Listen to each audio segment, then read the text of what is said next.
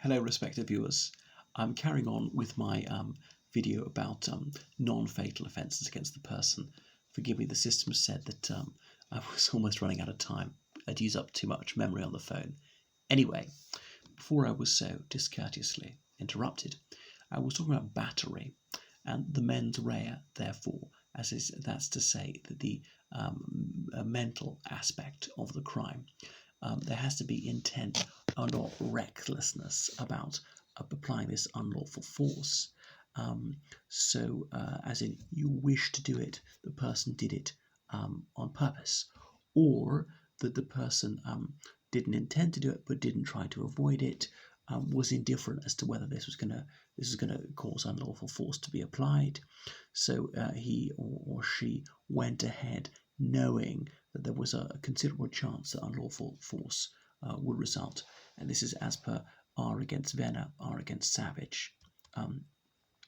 So coming back to the Offences Against the Person Act, section 47, assault occasioning actual bodily harm is defined there. And this is what the statute has to say about it. Whosoever shall be convicted on indictment of any assault occasioning actual bodily harm shall be liable to be imprisoned for a term not exceeding 5 years. Close quotation. Now, they seldom impose a sentence of as long as 5 years. It would have to be a very grave case of it for someone to get that. So, section 47 is about the actus reus. So that's the what would I say, the physical element of the crime, what somebody actually does, or as we've seen, failed to do, as in Fagan against MPC, failed to reverse the car of the luckless police officer's foot. So assault, so that could be assault or battery, hitting, slapping, or even lesser uses of force, as in DPP against Little, could be using a blunt implement, a sharp implement, or indeed causing the person to believe that he or she is going to have such force used upon them in the very near future, even if you don't go on to fulfill that threat. Occasioning meaning causing, in this case, it's antique language, actual bodily harm. So R against Miller is a case about this, whereas it was decided that any hurt or injury calculated to interfere with the health or comfort of the victim is assault. So it can be more transient and trifling. It has to be more than transient and trifling, as per R against Chan Fook. Okay, so actually bodily harm. It was asked, does this include a psychological harm? Or what if you were not touching the person but just scaring the person by giving them nasty phone calls, as in Chan Fook? Well, it was decided that yes, it can mean psychological injury. But however, it has to be something which is listed as a psychiatric condition. It can't be simply just being scared or worried, something like that. Ordinary emotions don't count. So actual bodily harm, there are cases about this, as in Director of Public Prosecutions against T, Director of Public Prosecutions against Smith, 2006. Remember, Director of Public Prosecutions is usually known as DPP for short. So section 47 has the mens rea there.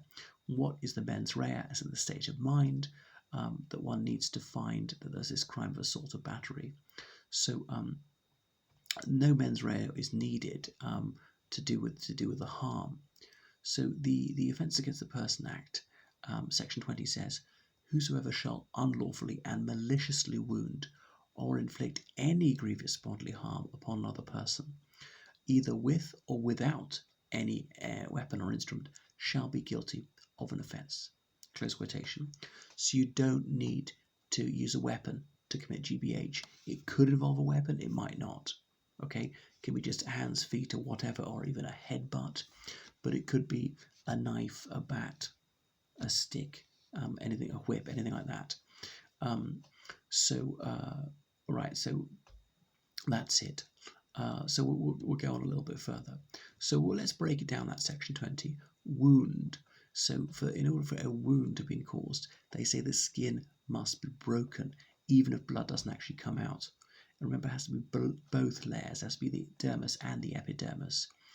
there's a case of C, a minor against Eisenhower, as in C was below the age of 18 at the time, where it was found that it has to be both layers. One layer of skin shan't count. Okay, so the acts says inflict any grievous bodily harm. Now, this is thought to be really serious harm. This is worse than assault or battery, but not life-threatening. This is DPP against Smith. Serious harm, R against Saunders, defined it as that. So it might be broken bones. And remember, it's got to be